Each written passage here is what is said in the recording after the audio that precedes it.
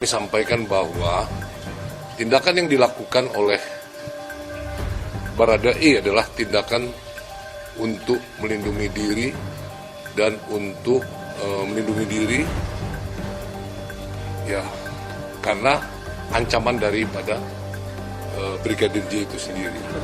Secara spesifik memang beliau berharap, cuman tidak memberi tenggat waktu karena begini, kalau tidak disegera ini resikonya wibawa kepolisian terus tergerus karena sudah mulai turun kepercayaan di mana surveinya tadinya bagus.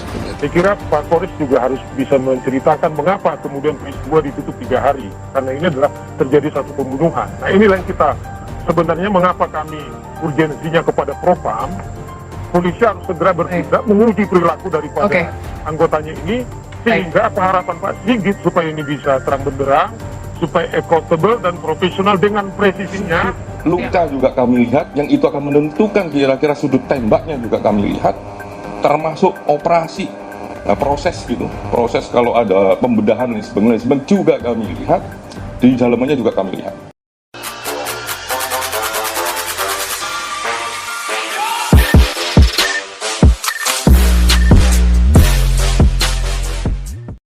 Akhirnya Baradae akui tak melihat Brigadir J lecehkan Ibu Putri, pengacara Ferdy Sambo ngotot.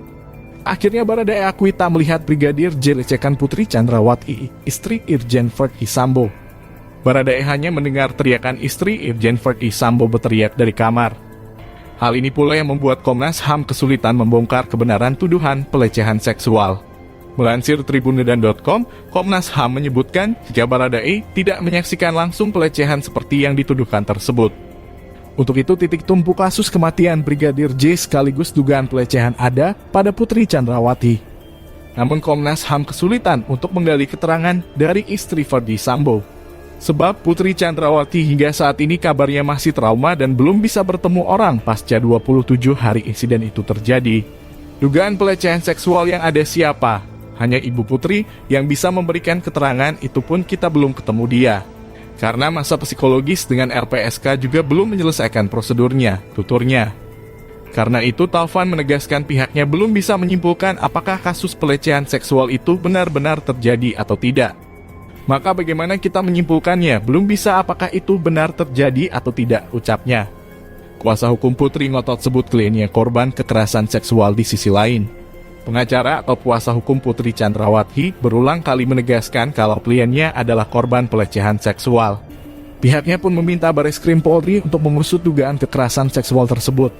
Sambo, Putri Chandrawati membeberkan status kliennya dalam perlindungan ke Lembaga Perlindungan Saksi dan Korban, LPSK. Arman dan Sarmawi Simangunsong menegaskan posisi Putri Chandrawati dalam laporan ini merupakan korban dari upaya dugaan tindak pidana kekerasan seksual. Keadaan tersebut terjadi dalam rangkaian insiden baku tembak yang melibatkan Baradae sehingga menewaskan Brigadir J di rumah dinas Irjen Ferdy Sambo, Jumat 8 Juli 2022 lalu.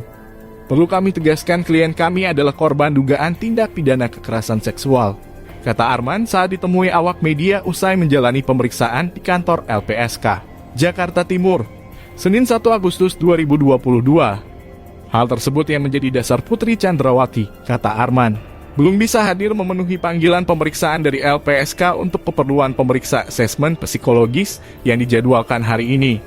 Bahkan jika dihitung, Putri Chandrawati sudah 2 kali mangkir dalam panggilan pemeriksaan LPSK yang sebelumnya dijadwalkan, Rabu 27 Juli 2022. Tadi kami sampaikan bahwa untuk hari ini belum memungkinkan untuk hadir, kata Arman. Ia pun membeberkan alasan kliennya tidak dapat hadir. Kondisi Putri saat ini masih tidak stabil sehingga tidak memungkinkan untuk datang ke LPSK.